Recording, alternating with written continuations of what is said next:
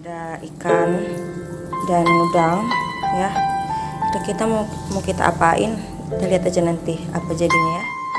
Ada toge dan kol ya. Ada tomat yang udah diiris-iris, daun bawang, seledri, bawang merah, cabai merah dan cabai hijau.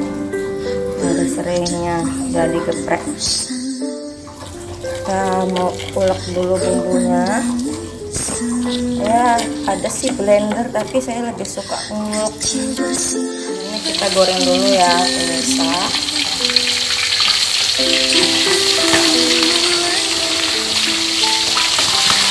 Kuali kesayangan saya yang menemani saya dari mulai saya belum punya apa-apa pemirsa, sampai sekarang saya juga belum punya apa-apa, dia tetap setia. Tidak seperti mantan-mantan saya ya. Masukkan bumbu yang giling tadi yang kita giling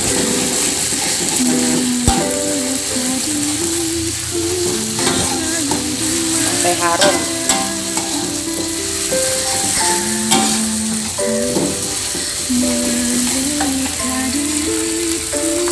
Masukkan serainya.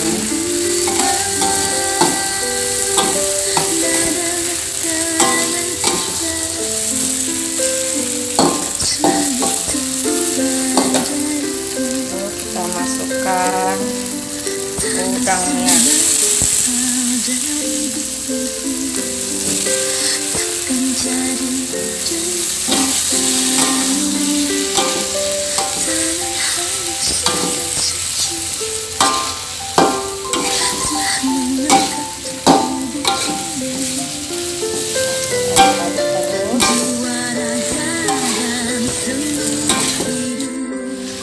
Baru kita tambahkan air ya. Cukupnya aja ya. Jadi kita masukkan sayurnya.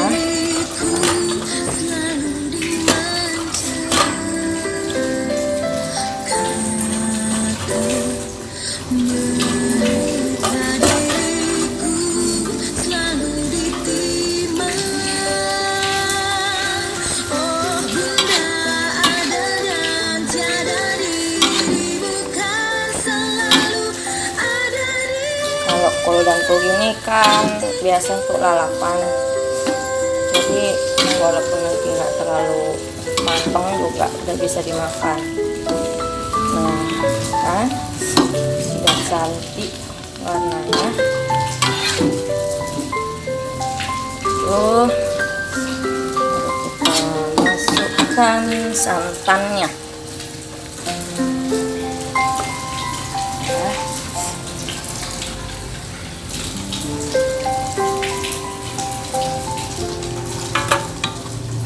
Saya pakai yang saset ya. Nah maklum anak kos ya, kalau beli santan kelapa satu buah itu kebanyakan pemirsa. Oke, sudah begini boleh kita masukkan ikannya.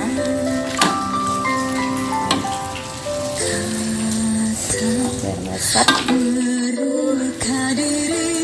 baru kita masukkan daun bawang,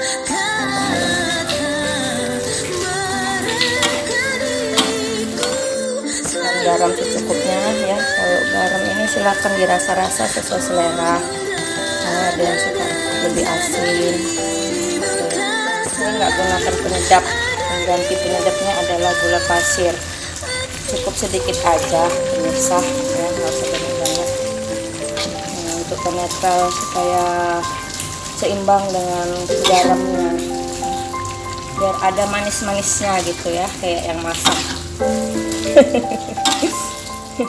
Namanya udah matang pemirsa dan sudah bisa dinikmati nih ya.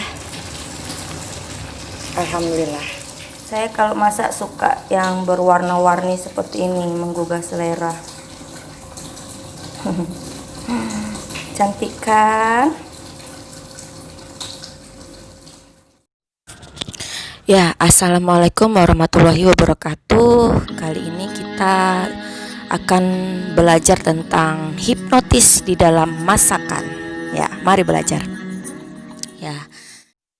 Oke, ya. Banyak yang tidak tahu ya, tidak menyadari bahkan bahwasanya di dalam kita praktek memasak, kita sebenarnya sedang mempraktekkan hipnotis. Ya. Jadi kenapa saya bilang begitu? Karena di dalam memasak itu ada unsur yang namanya sugesti, ada namanya insting, ada namanya kesadaran, dan itu adalah ranah pikiran, ya, terutama pikiran bawah sadar. Dan ilmu tentang pengelolaan pikiran, pikiran bawah sadar itu dinamakan dengan hipnosis, ya. Makanya di dalam memasak juga ada hipnosis, ya. Nah, kita akan mengupasnya satu persatu, pemirsa. Yang pertama adalah sugesti, ya. Saya pribadi itu lupa kapan pertama kali saya pinter masak, ya. Bernama pinter, ya, bukan bisa tapi pinter gitu. Masakannya bisa dinikmati lah, agak lumayan enak gitu ya. Nah, seingat saya mulai percaya diri memasak itu karena kata-kata almarhumah nenek saya, ya. Waktu itu nenek masih ada, ya, dan dia bilang gini waktu saya masak, masakan kamu ini sebenarnya enak loh, tapi kamu jarang-jarang mau masak, katanya gitu. Jadi sejak dikatakan masakan saya enak itu, saya jadi tersugesti gitu, ya. Mulai percaya diri untuk memasak, ya, karena sudah ada yang memuji masakan saya gitu, ya.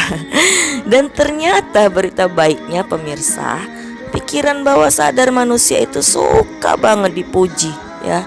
Walaupun orangnya menyangkal dengan alasan ini itu, nggak boleh muji, nggak boleh gini, tapi pada hakikatnya, ya, pikiran bawah sadar manusia itu suka dengan pujian. Dan pujian ini, ya, dapat membangun karakter, mengubah orang yang tadinya tidak bisa menjadi bisa, ya. Hati-hati dengan sugesti, ya. Dengan sugesti kita bisa merubah orang yang tidak bisa menjadi bisa, orang yang tidak mampu menjadi mampu, orang yang buruk karakternya menjadi baik karakternya, ya. Jadi dengan sugesti kita juga bisa mengubah setan menjadi malaikat, atau sebaliknya, orang yang berhati malaikat menjadi setan gitu.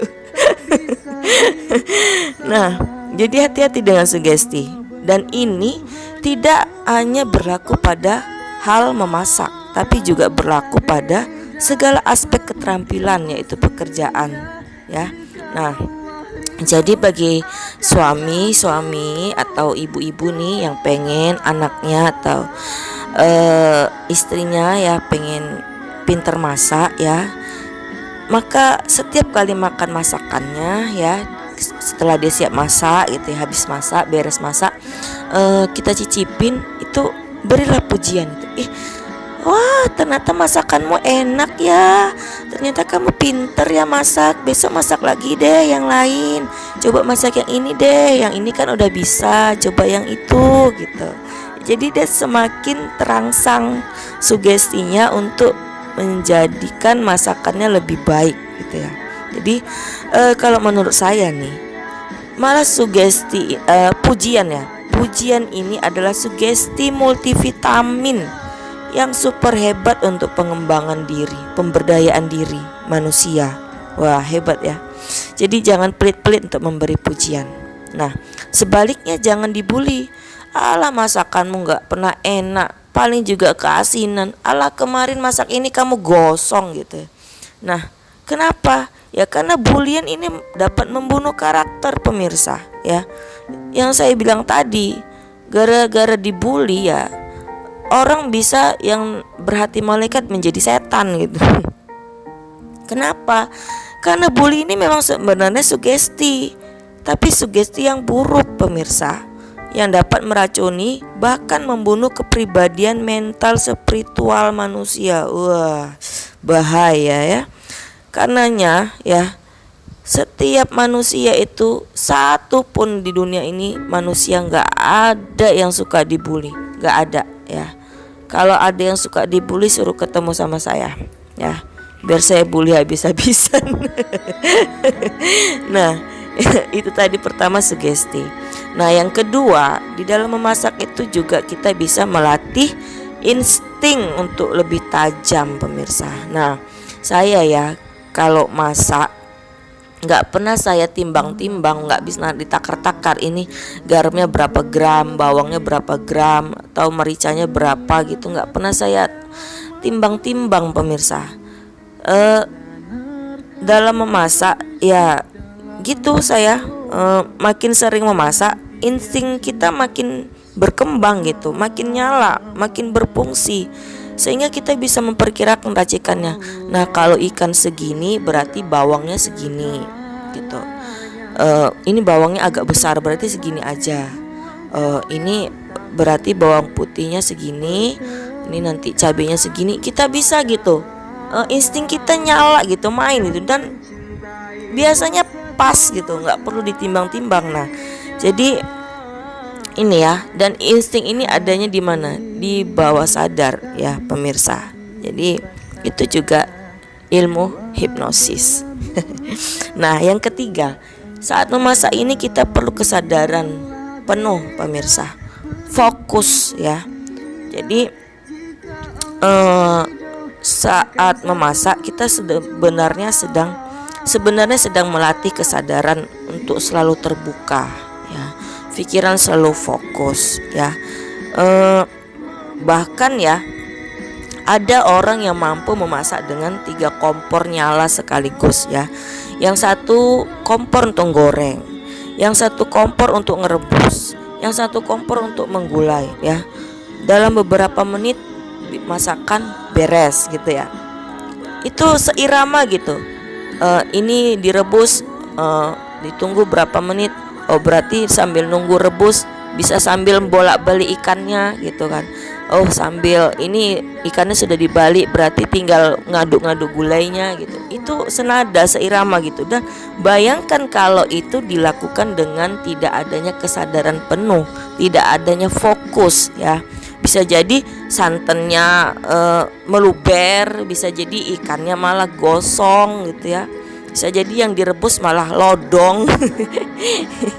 Nah, terus kalau nggak ada kesadaran ya, misalnya melamun gitu ya, terus lupa gitu ya, tahu-tahu lu udah ikannya udah gosong aja, tahu-tahu nyadar, tadi bumbunya, mericanya udah dimasukin belum ya, tadi udah ditambah garam apa belum. Setelah udah siap masak baru, lah aduh ternyata bumbunya yang ketinggalan, gak dimasukin gitu. Jadi aneh gitu ya. Jadi kalau mau bener-bener masak itu nggak mungkin sempet ngelamun, karena kalau ngelamun itu masakannya pasti rusak itu.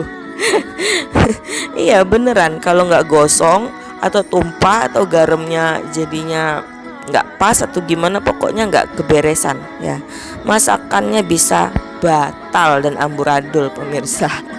Nah, terus setelah kesadaran, ada yang lebih penting di dalam memasak, yaitu latihan disiplin, pemirsa ya.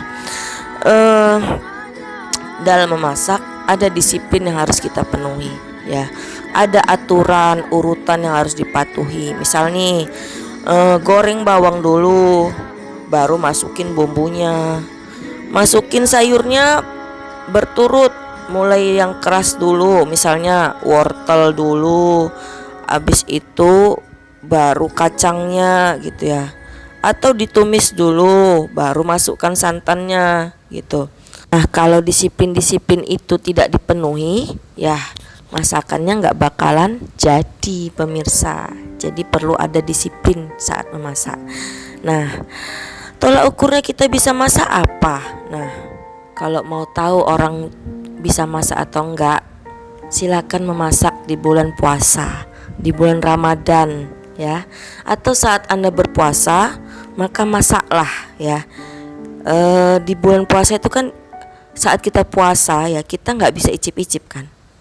Dan kalau ternyata tanpa diicip-icip pun rasanya tetap pas, tetap lezat, itu tandanya kita sudah bisa masak, pemirsa. Artinya bahwa sugesti kita itu baik ya. Insting kita sudah tajam dan kesadaran kita sudah penuh ya. Nah, sedikit saya bahas tentang ini ya, pemirsa. Kenapa memasak di saat berpuasa bahkan tanpa diicip-icip masakannya tetap enak ya? Karena kita yakin pada rasa yang ada di insting kita daripada rasa yang ada di lidah kita ya, sehingga kita nggak kepo untuk icip-icip, yang artinya terlalu campur tangan atas rasa masakan ya. Dalam hidup juga gitu, pemirsa. Kalau kita memberikan kesempatan Tuhan untuk mengatur segalanya tanpa harus memaksakan keinginan kita, maka hidup kita akan jadi lebih indah ya. Orang-orang yang terlalu kepo dengan pikirannya, campur tangan dengan urusan Tuhan ya, dan sibuk dengan aturannya sendiri, harus begini, harus begitu ya, biasanya hidupnya jadi kurang asik, kurang bahagia, dan cenderung menyalahkan orang, menyalahkan keadaan, bahkan menyalahkan Tuhan ya. Ini mirip dengan orang yang masaknya sibuk icip-icip, kurang garam tambahin, keasinan malah tambah gula, loh kok malah jadi aneh, wah kacau gitu ya. Nah, jadi kalau Anda ingin belajar hipnosis, ingin memberdayakan pikiran, memberdayakan diri Anda, ingin melatih insting agar semakin tajam, melatih kesadaran agar tetap bisa fokus gitu ya, silakan sekarang ke dapur dan masaklah masakan kesukaan Anda dan keluarga. Jangan sampai suami Anda lebih menyukai masakan wanita lain di luar sana, pemirsa ya. Jadi mulai sekarang katakan, saya wanita, saya bisa masak dan masakan saya enak. Selamat mencoba, semoga banyak manfaatnya. Assalamualaikum warahmatullahi wabarakatuh. Salam cinta.